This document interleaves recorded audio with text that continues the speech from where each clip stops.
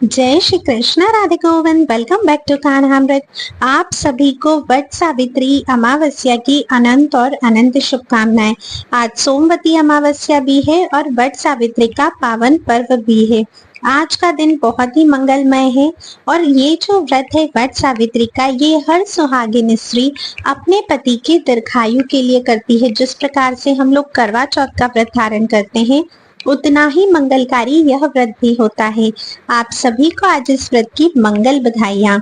आज इस वीडियो में हम लोग जानेंगे वट सावित्री व्रत की पौराणिक कथा के बारे में।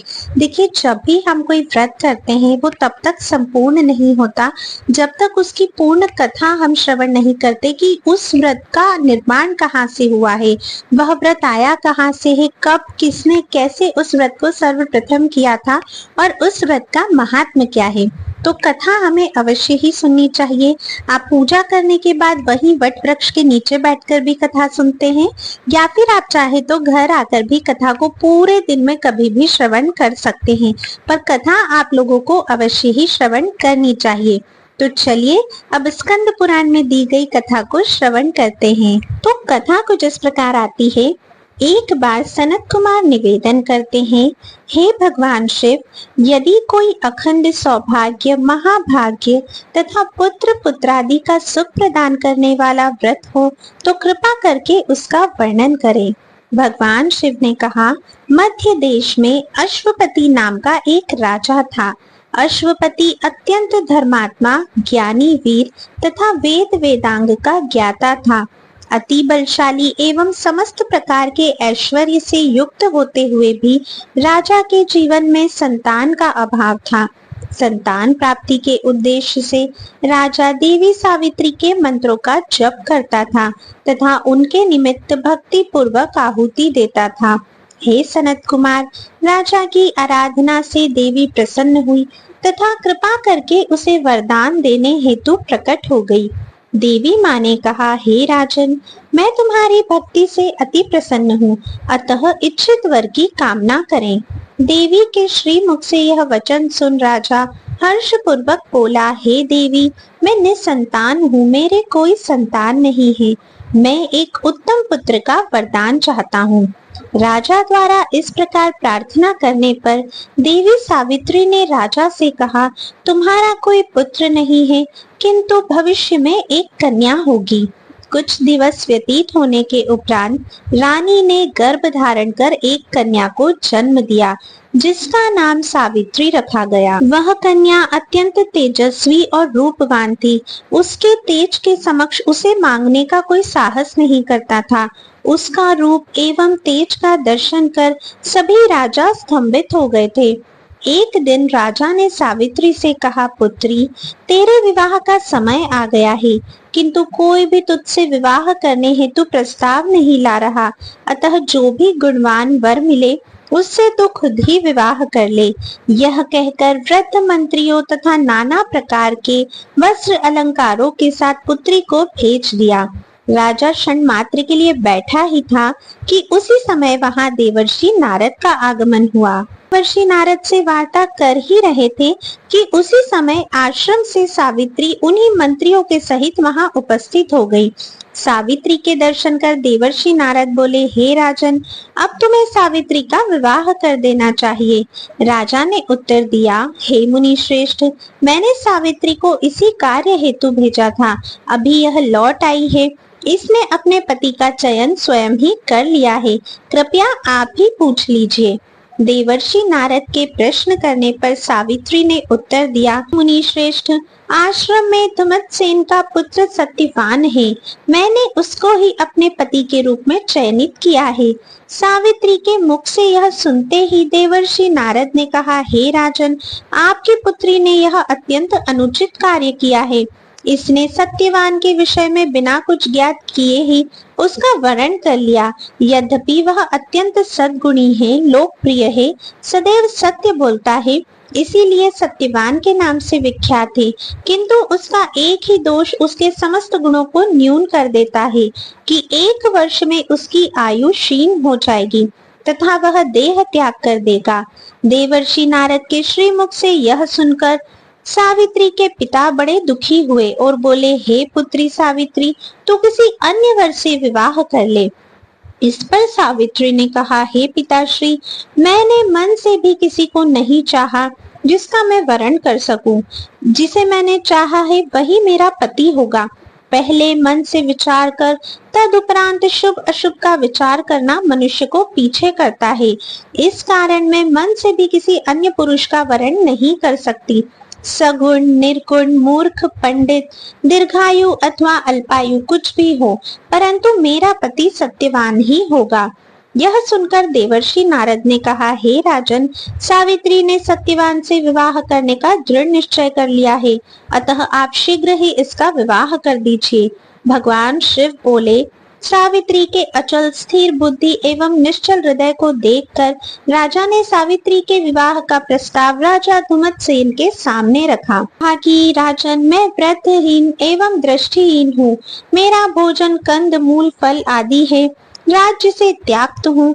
मेरा पुत्र भी वन्य संसाधनों पर ही निर्वाह करता है। आपकी पुत्री वन्य जीवन के कष्टों को कैसे सहन करेगी? धुमतसेन के मन की दुविधा को समझते हुए राजा ने कहा, राष्ट्रपति के वचनों को सुन धुमतसेन राजर्षि ने सावित्री एवं सत्यवान के विवाह हेतु समर्थन दे दिया। सत्यवान को पति के रूप में प्राप्त कर सावित्री उसी प्रकार आनंद विभोर हो गई जिस प्रकार इंद्र को प्राप्त कर सची आनंदित होती है। सावित्री के मन में अभी भी देवर्षि नारद द्वारा कहे गए वचन गुंजायमान हो रहे थे, इसीलिए उसने वट सावित्री व्रत करने का संकल्प ग्रहण किया। वह दिनों की गिनती करती रहती थी। सावित्री दिन रात व्रत में ही लीन हो गई। 3 रात्रि पूर्ण कर पितृ देवताओं का तर्पण किया तथा सास ससुर की चरण वंदना कर पूजन किया। तदुपरांत सत्यवान एक विशाल कठोर कुठार लेकर वन की ओर प्रस्थान करने लगा।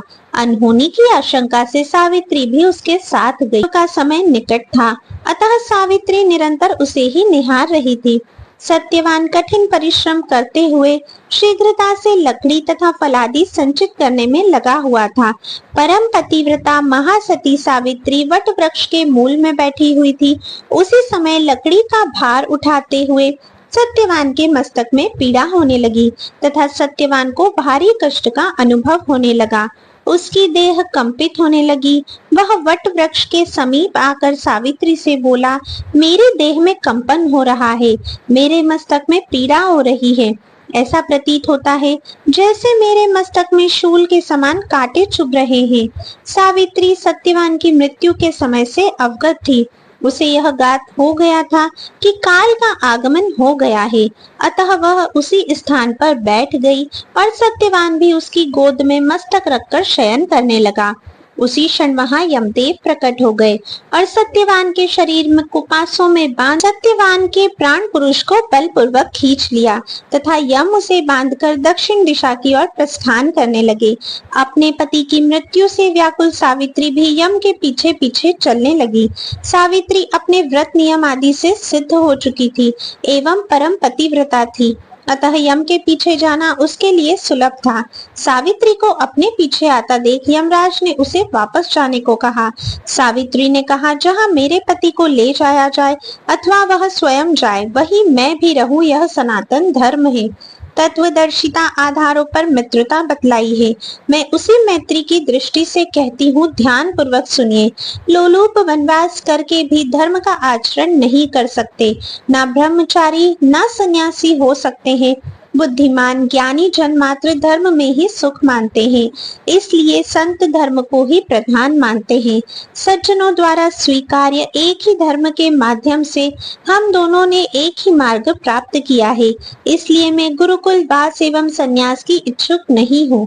इस गृहस्थ धर्म को ही सज्जनों ने सर्वोच्च कहा है।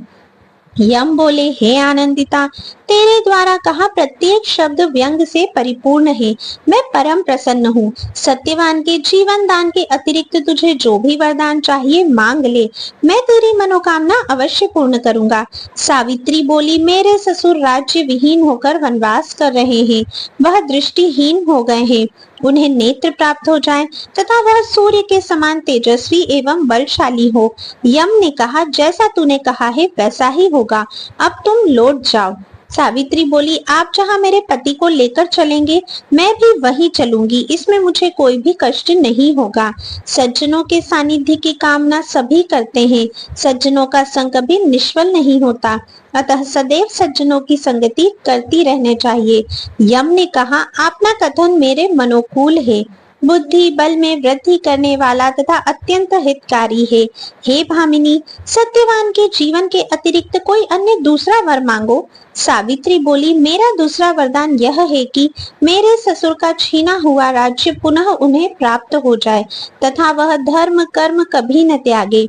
यम ने कहा, कुछ ही समय में आपके ससुर को उनका राज्य प्राप्त हो जाएगा तथा वह कभी धर्म से विमुख नहीं हो। तो कामना पूर्ण हुई, अब घर लौट जा, व्यर्थ कष्ट क्यों करती है। सावित्री बोली, मुझे ज्ञात है आपने प्रजा को नियमों के बंधन में बांधा हुआ है, इसीलिए यम के रूप में विख्यात है। मन वाणी अंतःकरण से किसी से शत्रुता ना करना, दान करना, आग्रह का परित्याग करना, यह सज्जनों का सनातन धर्म है। इसी प्रकार यह लोक है, यहाँ शक्तिशाली सज्जन मनुष्य शत्रुओं पर भी दया करते हैं। यम बोले, आपके वचन मुझे ठीक उसी प्रकार प्रतीत होते हैं जैसे प्यासे को जल, सत्यवान के प्राणों के अतिरिक्त जो उचित लगे मांग लो। सावित्री ने कहा, मेरा तीसरा वरदान यह है कि मेरे पुत्रहीन पिता को 100 कुल वर्धक औरस पुत्र प्राप्त हो। यम ने कहा, तेरे पिता को शुभ लक्षणों से युक्त 100 पुत्र प्राप्त होंगे। हे भामिनी, तुम्हारी समस्त कामनाएं पूर्ण हुई, अब तुम लौट जाओ, बहुत दूर आ चुकी हो। सावित्री बोली, पति समक्ष मेरे लिए कुछ भी दूर नहीं है, मेरा मन पति समीप बहुत दूर तक भी पहुंच जाता है। मुझे कुछ स्मरण हो आया, उसे भी सुनिए। आप आदित्य के प्रति पुत्र हैं, इसलिए ज्ञानी जन आपको वैवस्वत कहते हैं। आप प्रजा के समान व्यवहार करते हैं, इसलिए आपको धर्मराज कहते हैं। संसार में व्यक्तियों को स्वयं से अधिक सज्जनों पर विश्वास होता है, इसी कारण सज्जन सभी को प्रिय होते हैं। यम ने कहा, जो जैसा वर्णन किया है ऐसा मैंने पूर्व में कभी नहीं सुना। मैं तेरे वचनों से अति प्रसन्न हूँ। सत्यवान के जीवन के अतिरिक्त जो मनोकामना हो वो मांग ले।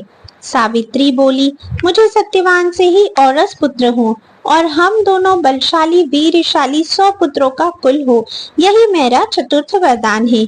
यम ने कहा, तथास्तु, तेरा और सत्यवान का 100 पुत्रों से युक्त परिवार होगा। अब वापस लौट जा, बहुत दूर आ चुकी है। सावित्री ने कहा, सज्जनों की वृत्ति सदा धर्म में रहती है, ना तो सत्पुरुष उनमें दुखी होते हैं तथा ना ही विचलित होते हैं। सज्जनों का सज्जनों से संग कभी व्यर्थ नहीं होता, उन्हें किसी प्रकार का भय नहीं होता। संत ही सत्य से सूर्य को संचालित कर रहे हैं, तब से पृथ्वी को धारण कर रहे हैं। हे राजन, सत्य ही भूत भविष्य की गति है। सज्जनों के मध्य सज्जन दुखी नहीं होते। सज्जनों का यही व्यवहार है। सज्जन किसी कार्य को करते हुए किसी फल की अपेक्षा नहीं रखते। सज्जनों की कृपा कभी व्यर्थ नहीं जाती, ना उनके संग में धन एवं मान का नाश होता है, इसलिए सज्जन रक्षक होते हैं। यम ने कहा, तेरे द्वारा कहे मनोनुकूल धर्म, अतः सच्चरित्र और वर मांग। सावित्री बोली, मैंने आपसे औरस पुत्र अर्थात दाम्पत्य सुख के 7 पुत्र का वरदान मांगा है तथा ना ही मैंने किसी अन्य रीति से पुत्र प्राप्ति की कामना की है। अतः आप मुझे ये वरदान दे कि मेरा पति जीवित हो जाए, क्योंकि इसके बिना मैं भी मृत समान हूँ। पति के अभाव में मुझे स्वर्ग श्री तथा जीवन आदि सुख नहीं चाहिए।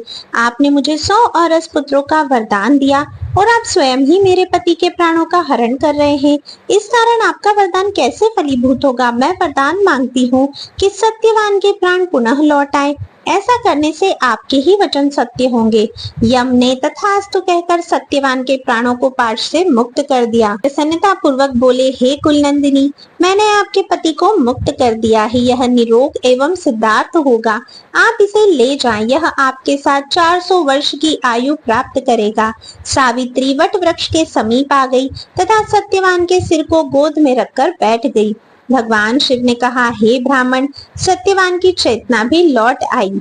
अपने पुत्र के आगमन की प्रतीक्षा कर रहा था, किंतु सायंकाल का समय होते ही वह व्याकुल हो उठा और यहाँ से वहाँ चारों दिशाओं में भागने लगा। उसी समय अकस्मात ही राजा के नेत्र खुल गए। एवं उसकी दृष्टि लौट आई। उसी समय सावित्री सहित सत्यवान भी वहां उपस्थित हुए और जितने भी द्विजगण थे उन सभी ने प्रश्न किया, हे शुभाने सावित्री, क्या तुम्हें अपने वृद्ध ससुर के नेत्रों की पुनः प्राप्ति का कारण ज्ञात है? सावित्री बोली, हे पूजनीय द्विजगणों, मुझे उनकी दृष्टि प्राप्ति का वास्तविक कारण तो ज्ञात नहीं है, किंतु मेरे पति चिर निद्रा में लीन हो गए थे, इस कारण विलंब हो गया। सत्यवान बोला, हे मुनिगणों, यह सब इस सावित्री के व्रत के प्रभाव से ही हुआ है, मुझे कोई अन्य कारण प्रतीत नहीं होता, अतः यह सावित्री के तप का ही शुभ परिणाम है। मैंने स्वयं सावित्री के व्रत का यह महात्म देखा है। शिव जी बोले, सत्यवान यह कह ही रहा होता है कि उसी क्षण उसकी राजधानी के प्रधान पुरुषों ने आकर यह सूचना दी कि जिस दुष्ट मंत्री ने आपके राज्य को बलपूर्वक छीन लिया था, उसका वध भी उसके मंत्री ने ही कर दिया है। इसलिए हम आपके समक्ष उपस्थित हुए हैं। हे राजन, अपने राज्य का पालन करने चले। राजा उनका आग्रह स्वीकार कर उन प्रधान पुरुषों सहित अपने नगर पहुंचा। अपने कुल क्रमागत राज्य को प्राप्त कर अति आनंदित हुआ। सावित्री एवं सत्यवान भी अत्यंत हर्षित हुए। इसी व्रत के महात्म से सावित्री ने 100 वीर पुत्रों को जन्म दिया। यमराज के वरदान के अनुसार ही सावित्री के पिता के भी परम बलवान 100 पुत्र हुए। हे ब्राह्मण, यह हमने इस वट सावित्री व्रत का उत्तम महत्व सुना दिया है। के प्रभाव से आयु क्षीण होने पर भी पति जीवित हो उठता है। तो यह थी वट सावित्री व्रत की संपूर्ण कथा। आशा करते हैं आपने कथा पूरे अंत तक अवश्य ही सुनी होगी। अगर आपको कथा पसंद आई है और अब तक आपने हमारे चैनल को सब्सक्राइब नहीं किया है तो please like, share and subscribe और बेल आइकन भी जरूर प्रेस कर दीजिएगा ताकि आने वाले सभी न्यू वीडियोस के नोटिफिकेशंस भी आप सभी को मिलते रहें। जल्दी मिलते हैं एक नए वीडियो में, तब तक के लिए राधे राधे।